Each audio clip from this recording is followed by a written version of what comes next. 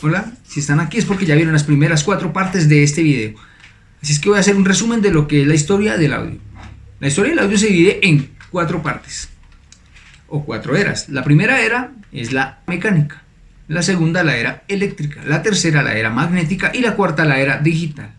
Dentro de la era mecánica encontramos lo que fue el fonautógrafo, el fonógrafo, el gramófono y en una menor medida el tocadiscos. Pasamos a la era eléctrica, en la cual encontramos el telégrafo y el teléfono, los cuales aportan al desarrollo de la siguiente era y también ayudan al desarrollo de lo que hoy en día conocemos como micrófonos. Ahora vamos a la era magnética. Dentro de la era magnética vimos lo que fue el fotoliptófono, vimos lo que fue el telegráfono, el magnetófono de alambre y el magnetófono de bobina abierta. Aquí también tenemos que incluir lo que fue el cassette compacto y el cartucho de 8 tracks.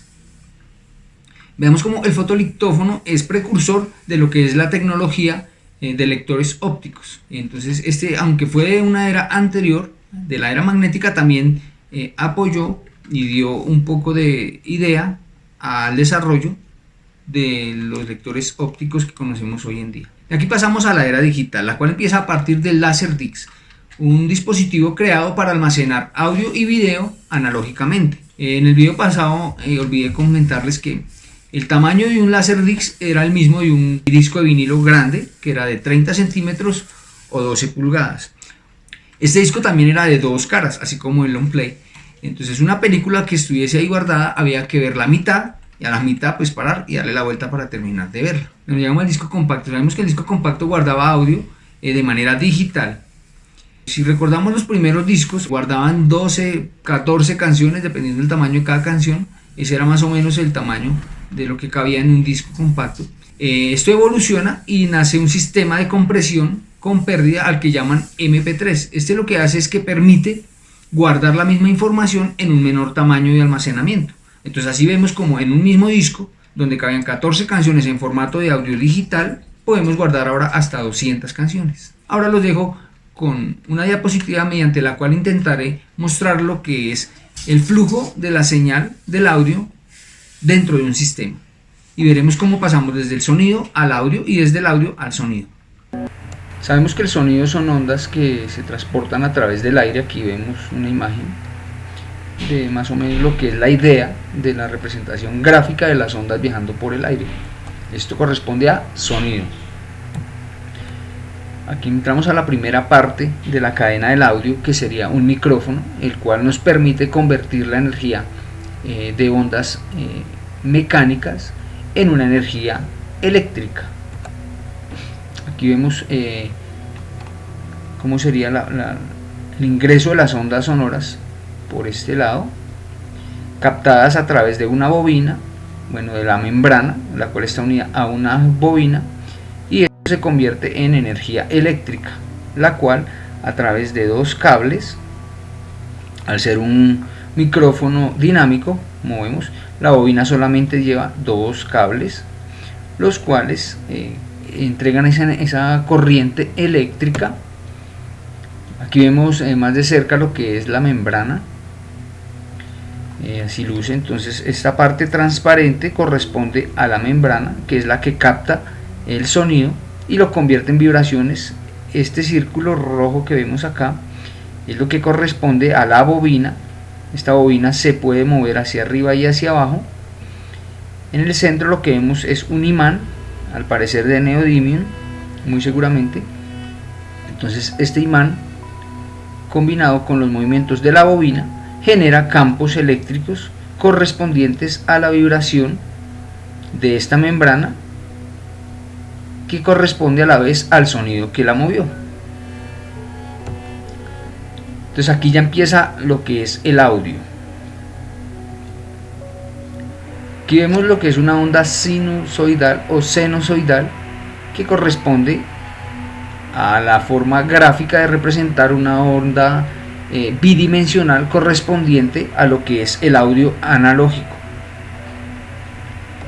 Bueno, ya sabemos que el micrófono como tal, sin nada más, pues lo único que hace es capturar el sonido ahí, pero pues se convierte aquí en una señal eléctrica que nadie puede captar. Entonces necesitamos un aparato que tome esta señal y pueda procesarla.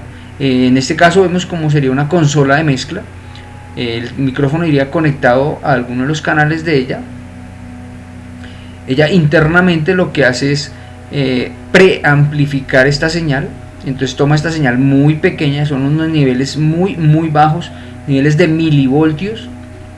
Ya sabemos que mili quiere decir que se divide el voltio en 1000.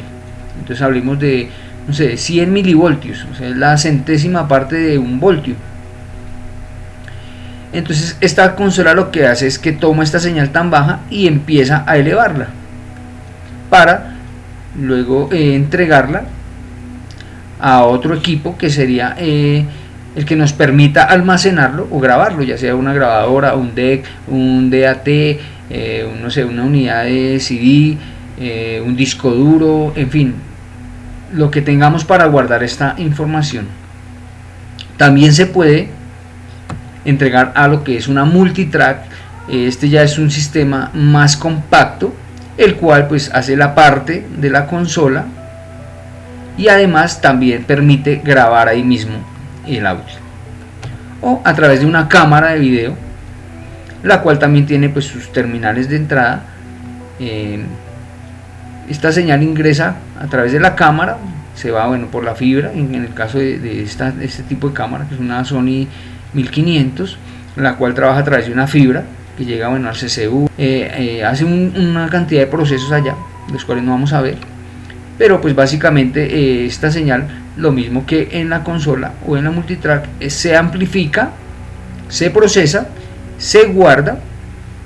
Ya teniendo esa información guardada, procesada y en un nivel óptimo, procedemos a transmitirla. Se puede transmitir vía ondas electromagnéticas, como lo hace la televisión o como lo haría también la radio. También lo podemos transmitir vía internet, por la internet a través de, no sé, plataformas como YouTube, como, Facebook, en fin. Ahí también se pueden enviar señales de audio, de video. Llegaría a nuestros dispositivos móviles, a un computador, una tablet, lo que tengamos. O también se puede transmitir directamente a través de dos cables, como vemos aquí las salidas de la consola. A través de estos dos cables irían a lo que es un rack de procesos, en el caso del audio profesional, o en otro caso pues como un equipo de casa, pues ya iría directamente a sus salidas. Aquí, para entender un poco lo que es el proceso de estas señales, vamos a hacerlo aquí. Entonces supongamos que esto es un sistema de amplificación en vivo.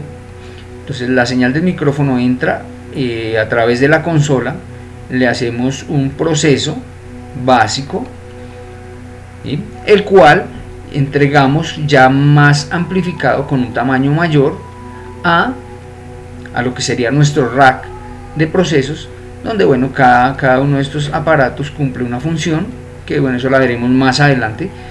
Aquí lo que nos interesa es entender el flujo de la señal, así es que de la consola entraría al rack de procesos, y al final del rack de procesos lo que encontramos es la etapa final de audio, que corresponde a un amplificador de audio, en este caso 3, pero la etapa final del audio siempre va a ser un amplificador de audio, ya sea aquí en este tipo de rack, ya sea en un teléfono móvil, ya sea en el televisor, en el radio, en fin, en todos los sistemas. Para que este audio vuelva a ser sonido, necesitamos la etapa final, que es un amplificador. Aquí vemos cómo el amplificador toma la señal súper pequeña que nos entregó el micrófono, procesó la consola, en el caso de la cámara la guardamos, en otro caso la transmitimos directamente. Entonces el amplificador toma esta señal y la amplifica muchísimas veces más para entregarla a lo que sería nuestro parlante, nuestro altavoz.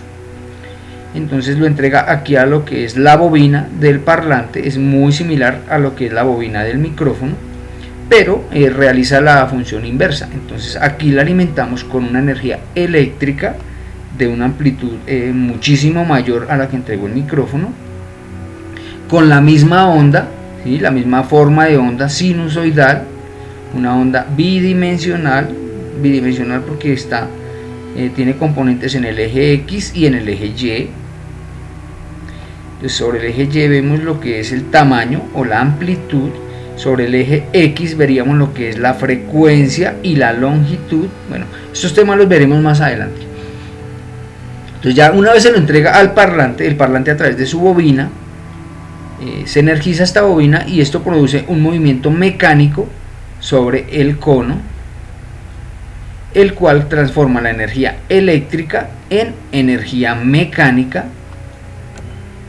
Aquí vemos cómo está compuesto un parlante. Entonces básicamente vemos la parte de atrás, que es el imán. Bueno, esto es un imán antiguo. Los imanes nuevos vienen mucho más reducidos, son imanes de neodymium, lo cual permitió que los parlantes sean mucho más livianos, los materiales mucho más livianos y de igual o incluso mayor potencia a los que teníamos antes. Estos eran de una combinación de carbón y ferrita y bueno, varias cosas ahí. Entonces tenemos el imán, aquí iría la araña un centrador, que sería esta, iría aquí ubicada. Lo que hace es centrar la bobina, porque esta bobina no puede tocar en ningún momento la parte metálica del núcleo, porque pues esto se transformaría en un ruido que escucharíamos a través del cono, que no correspondería a la señal de audio que nos entrega aquí el amplificador, sino a un ruido, a un roce que se produciría aquí. Bueno, aquí seguimos con lo que es la parte de la bobina de la que hemos hablado. La bobina básicamente son varias espiras de alambre. Esto tiene unas medidas, una cantidad de vueltas según el diámetro, según la impedancia que estemos buscando. Se usa de una, de dos, de tres, hasta de 4 capas. Bueno, hay diferentes formas de realizarlas, hay diferentes materiales, hay alambre normal, hay alambre plano, hay aleaciones diferentes, incluso hay algunas que son aleaciones de plata y oro. En fin, cada fabricante de parlante pues diseña su producto como mejor le parece. Vemos lo que es la parte del cono, que es el encargado mediante sus vibraciones de convertir la energía eléctrica que le entrega la bobina y la convierte en una energía mecánica de vibraciones hacia el parlante. Entonces vemos, este es el cono, esto sería el guardapolvo o una cubierta que se pone para que el polvo no entre en este recinto, porque pues obviamente cualquier partícula que entre ahí puede generar un roce que se traduce en ruido. Vemos lo que es la parte de la suspensión, esta parte de afuera combinada con la araña o centradora, lo que hace es que le dan o le permiten al cono moverse hacia adelante y hacia atrás de una manera suave. Es como una especie de amortiguador. Entonces lo que hace es que el parlante sube y baja, o bueno, sí, hace compresiones y rarefacciones, pero al final, si no hay energía en la bobina, él se queda ahí quietico en el centro. Vemos lo que es la parte de el cuerpo del parlante como tal, que sería esto. Sobre esta parte metálica es que va montado todos estos elementos. Entonces ellos entran acá, creo que ya todos conocemos lo que es un parlante. Este parlante o transductor, también llamado motor. ¿Por qué motor? Porque es que básicamente el funcionamiento es el mismo de un motor. Y tenemos un núcleo metálico magnético y tenemos aquí lo que es la parte que genera el movimiento. Entonces todo lo que convierte energía eléctrica en energía mecánica se conoce como motor. ¿Listo? Entonces aquí ya sabemos que el audio que entró aquí a la bobina ya está convertido de nuevo en sonido. Aquí vemos de nuevo lo que es la representación gráfica de las ondas sonoras.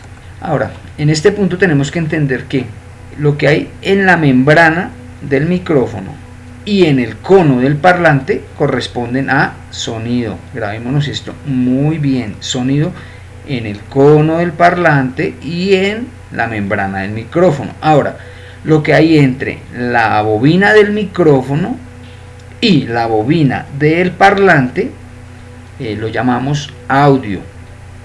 Básicamente estas señales que están entre estas dos bobinas y que llamamos audio son señales eléctricas, y aunque su nombre sea audio, no son audibles. En realidad uno no puede escuchar este tipo de señales.